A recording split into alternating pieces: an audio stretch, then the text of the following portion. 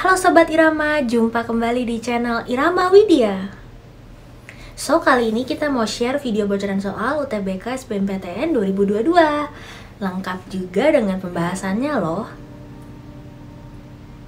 Jadi kalau kalian gak mau ketinggalan video-video selanjutnya, jangan lupa untuk subscribe, like, komen, dan juga nyalakan lonceng notifikasinya supaya Sobat Irama tidak ketinggalan video-video lainnya.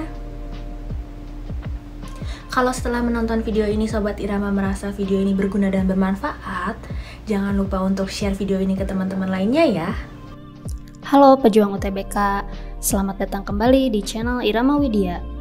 Kali ini kita akan melanjutkan pembahasan soal UTBK TKA Sosum part ketiga. Untuk kalian yang belum menonton part ke-1 dan part keduanya, silahkan klik link pada kolom deskripsi. Langsung saja yuk kita ke pembahasan soalnya. Soal nomor 11.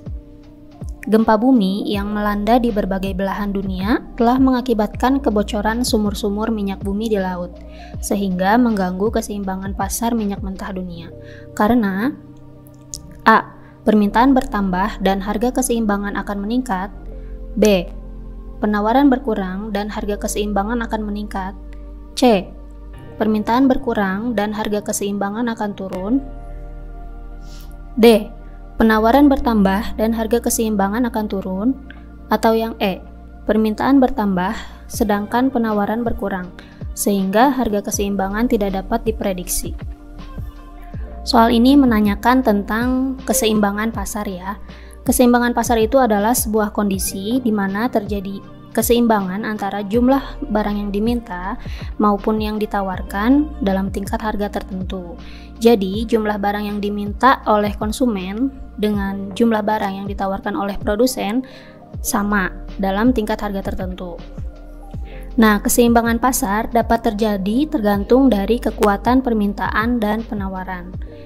Jika permintaan konsumen lebih banyak dibandingkan dengan penawaran produsen, maka harga keseimbangan akan meningkat. Sementara itu, jika penawaran dari produsen lebih banyak dibandingkan dengan permintaan dari konsumen, maka harga keseimbangan akan menurun. Berdasarkan pernyataan pada soal, kita ketahui bahwa terjadinya kebocoran sumur-sumur minyak bumi di laut. Hal itu menyebabkan penawaran atas minyak bumi itu berkurang ya. Sementara itu, minyak merupakan salah satu kebutuhan pokok manusia, maka permintaan akan minyak akan terus meningkat.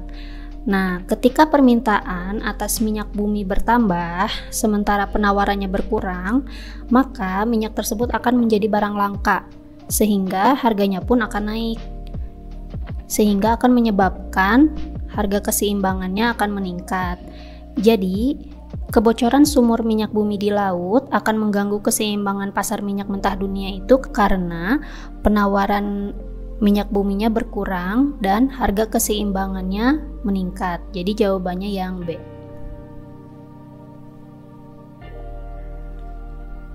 Selanjutnya, nomor 12. Di negara yang menganut sistem kurs tetap, pada kondisi apakah bank sentral akan melakukan intervensi dengan membeli mata uang asing di pasar valuta asing? Yang A. Adanya kecenderungan apresiasi mata uang domestik.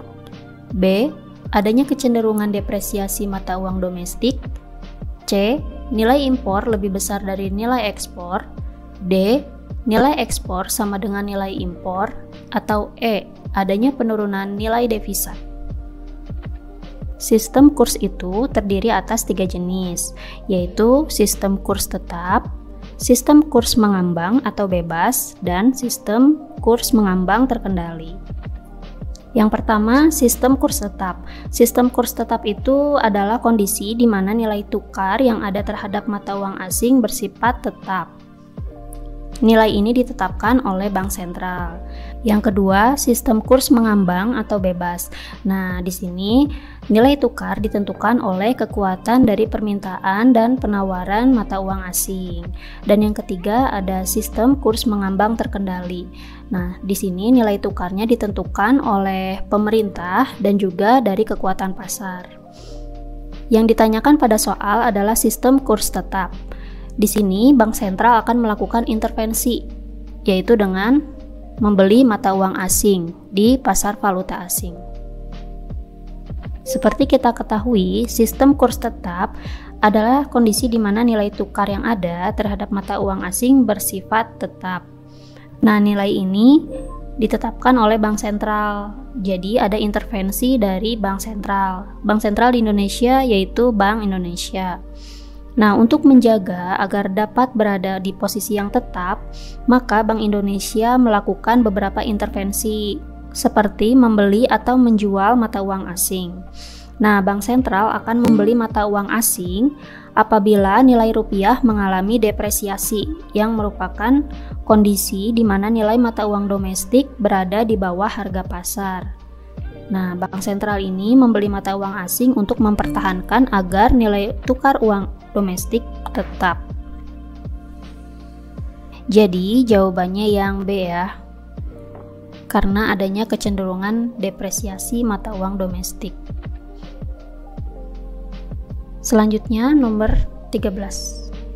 Perhitungan pendapatan nasional menurut metode produksi dilakukan dengan cara menjumlahkan hal-hal berikut, yaitu A. Pengeluaran agregat konsumsi, investasi, belanja pemerintah, dan ekspor neto dalam periode tertentu. B. Nilai total balas jasa yang diterima oleh faktor produksi dalam periode tertentu. C. Nilai barang dan jasa yang dihasilkan oleh seluruh sektor perekonomian dalam periode tertentu. D. Nilai tambah barang dan jasa yang dihasilkan oleh seluruh sektor perekonomian dalam periode tertentu. Atau E. Seluruh penghasilan warga negara yang bekerja, baik di dalam negeri maupun di luar negeri dalam periode tertentu. Dalam perhitungan pendapatan nasional, ada 3 metode yang bisa kita gunakan. Yang pertama, ada metode pendapatan. Yang kedua, ada metode pengeluaran. Dan yang ketiga, ada metode produksi. Nah, kita lihat pilihan jawabannya ya. Yang A, pengeluaran agregat konsumsi, investasi, belanja pemerintah, dan ekspor neto dalam periode tertentu. Nah, ini merupakan komponen-komponen yang digunakan dalam metode pengeluaran.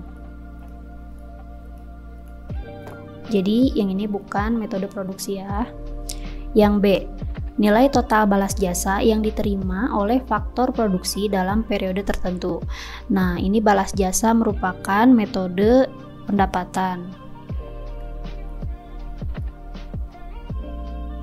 Jadi bukan juga ya. Yang C, nilai barang dan jasa yang dihasilkan oleh seluruh sektor perekonomian dalam periode tertentu. Nah, ini merupakan pengertian dari pendapatan nasional secara umum ya. Jadi bukan juga.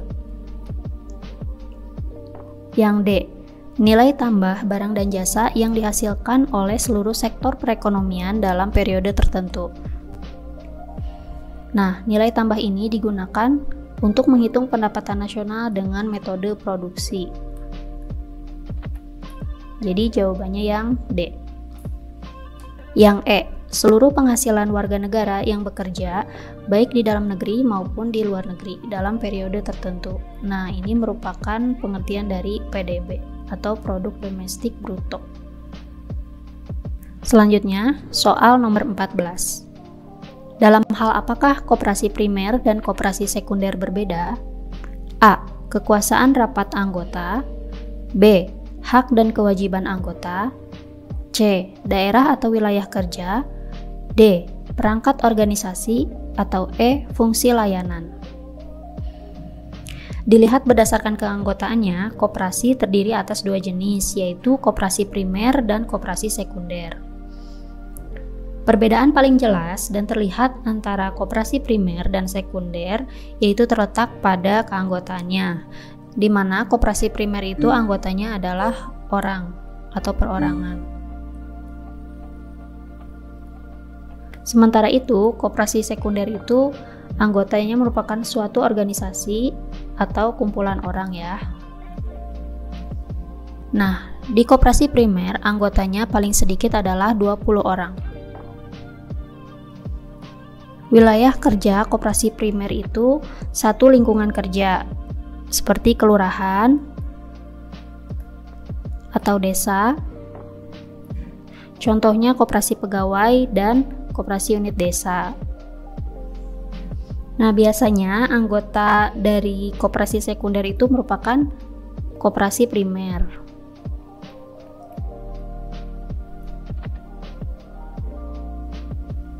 Koperasi sekunder biasanya dibuat untuk efisiensi dan pemusatan. Cakupan wilayahnya melingkupi kabupaten, kota, provinsi, bahkan nasional. Nah, koperasi sekunder ini terdiri atas beberapa tingkatan. Ada yang pertama pusat koperasi. Nah, ini pusat koperasi ini terdiri atas sedikitnya 5 koperasi primer. Yang kedua ada gabungan koperasi.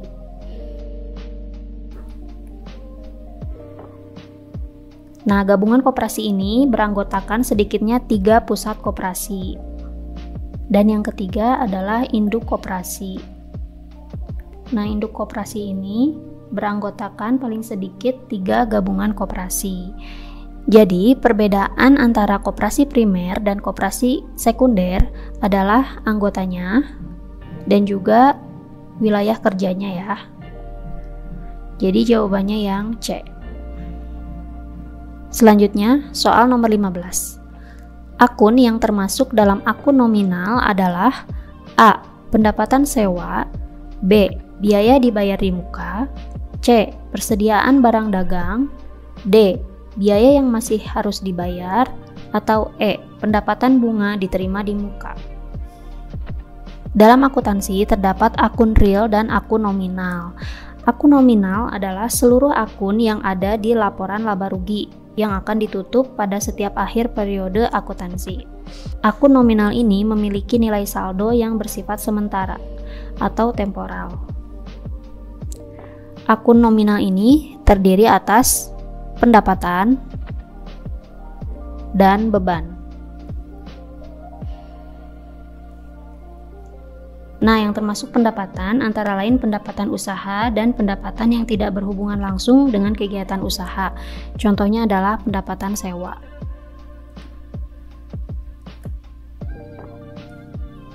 Adapun yang termasuk beban, yaitu beban usaha dan beban yang tidak langsung berhubungan dengan kegiatan usaha. Contohnya adalah beban bunga.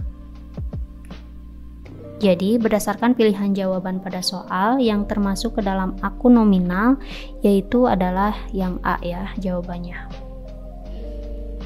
Sekian pembahasan soal pada part ketiga ini. Jika ada hal yang ingin ditanyakan, silahkan tulis di kolom komentar ya. Jangan lupa like, komen, dan subscribe. Selamat berjuang, pejuang UTBK. Nah, bagaimana pembahasan bocoran soal UTBK SBMPTN 2022-nya? Mudah kan untuk dipahami? Pastinya kalian sudah lebih paham dong untuk mengerjakan soal-soal seperti itu. Dan juga pasti kalian lebih pede dong untuk ikut UTBK SBMPTN 2022-nya. Supaya kalian bisa berlatih lebih lanjut, jangan lupa untuk baca buku UTBK SBMPTN 2022-nya, dan juga rekomendasi bukunya ada di deskripsi box di bawah ini ya. So, pantengin terus channel Irama Widya ya, supaya kalian nggak ketinggalan video-video selanjutnya. See you, bye-bye!